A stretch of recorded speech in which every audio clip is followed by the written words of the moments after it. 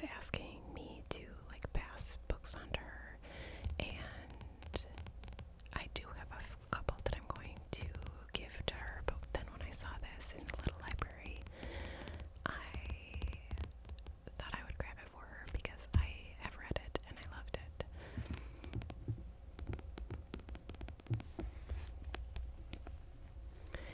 So I'll read the little blurb.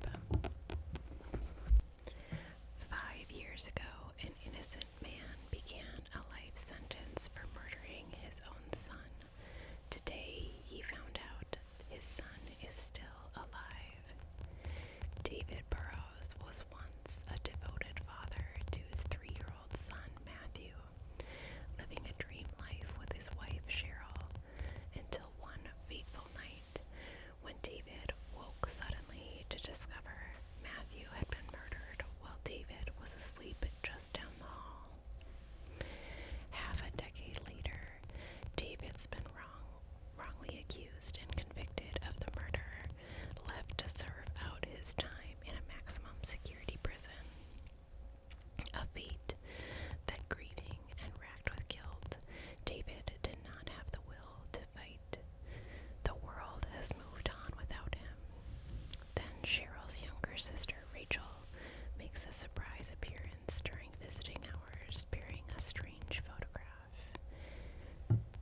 It's a vacation shot a friend shared with her of a bustling amusement park, and in the background, just barely in frame, is a boy bearing an eerie resemblance to David's son. Even though it can't be, David just knows Matthew is still alive.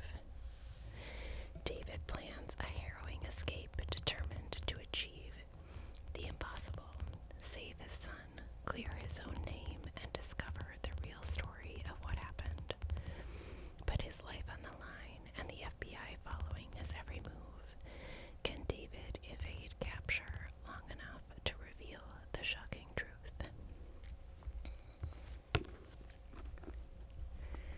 So, as you can imagine, just from that description, it is one where, like, from the second you start the book, you're like, what is going to happen? He's escaping from prison, he's hunting down his son, and what could have happened?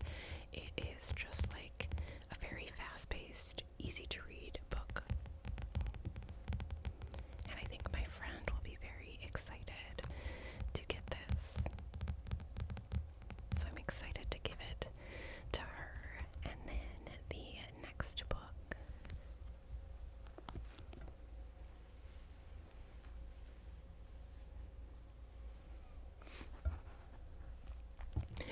This I also found in the little library. I've been having like an alarming amount of success in our little library lately.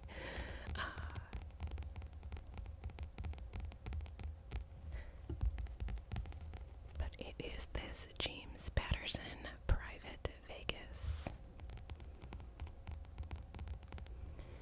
It says what happens in Vegas can be murder.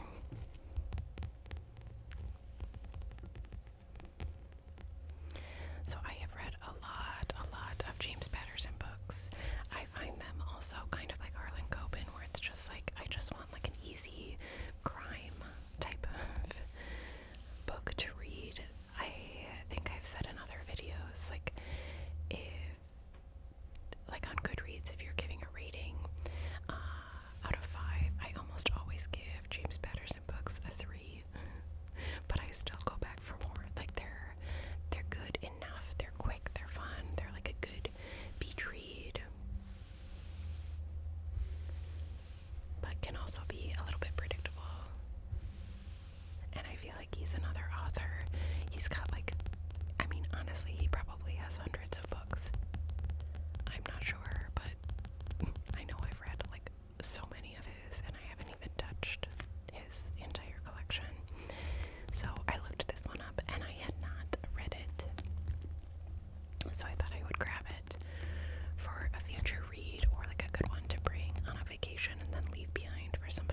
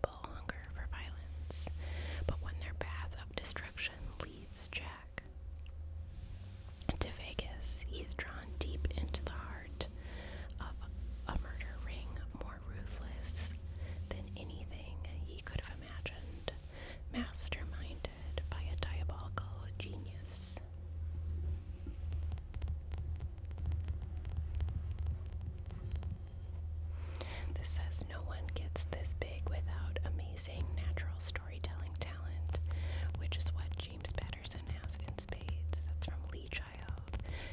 I think he writes the Reacher series. Patterson's book might as well come with movie tickets as a bonus feature. So yeah, I think this will be like a fun, easy read. A good one to pass on as well. My father-in-law also really, really loves James Patterson books. So maybe if I don't leave it behind somewhere, I'll check with him and see if he's read this one.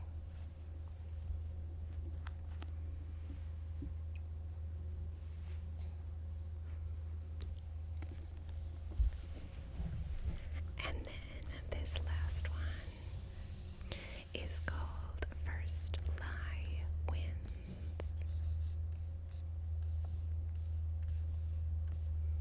by Ashley Elston.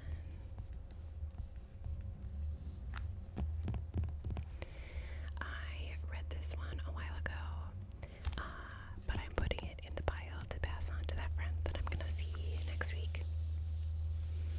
I did check with her already if she has read the books that I'm planning on passing on to her. And these two, she has not, so she's excited. Something I just love about books is then the ability to talk about books, share them with people afterwards. It's just, books are truly, truly the best. Okay, so I'm sorry, it is garbage day in our neighborhood, and I feel like maybe some of these sounds are coming through on here, which is kind of obnoxious. I hope they don't come through too badly, but they do sound a little bit loud.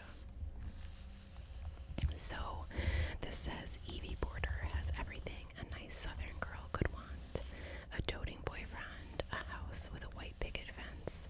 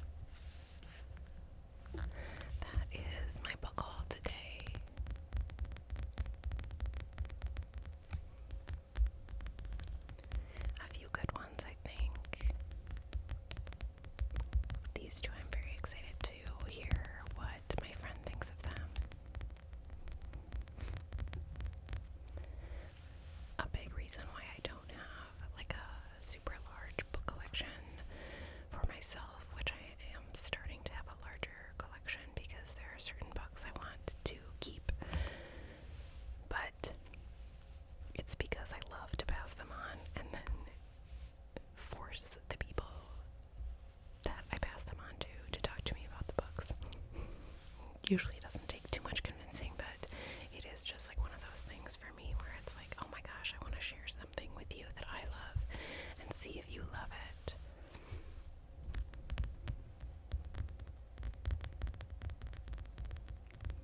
She's actually